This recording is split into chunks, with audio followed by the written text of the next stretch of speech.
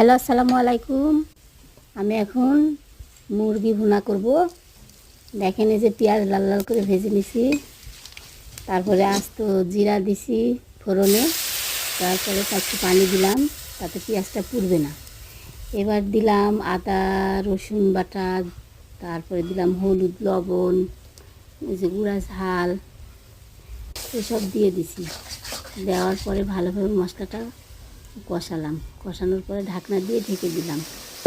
দেওয়ার পরে আবার ভালোভাবে মশলাটা কষিয়ে নিচ্ছি। মশলাটা ভালোভাবে কষালে তরকারিটা অনেক স্বাদ হয় ও সুন্দর হয়। এই যে এখন মুরগির গোস্তটা মশলার মধ্যে দিয়ে দিব। এই যে দিচ্ছি, মুরগির আমি গোস্তের পিসটা বড় বড় করছি, দেখতে সুন্দর লাগছে। এই যে এখন আমি মুরগির গোস্ত দিয়ে গোস্তটা ভালোভাবে মশলার সাথে কষাচ্ছি। কত সুন্দর লাল লাল দেখতে, খেতে হবে ঝাল ঝাল, খুব সুন্দর।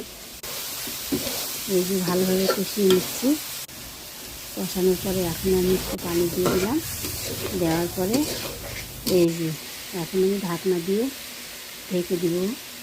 মশলা দিয়ে দিলাম, সাদা ফল, কালো ফল, দারচিনি, তেজপাতা দেওয়ার পরে আবার আরেকটু পানি দিলাম, দিয়ে ভালোভাবে নেড়ে চেড়ে এখন আমি ঢাকনা দিয়ে ঢেকে দিব।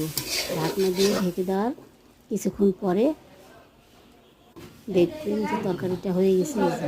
আমার লাল লাল ঝাল ঝাল মুরগির ভুনা, দেখতে সুন্দর, খেতে সেই স্বাদ।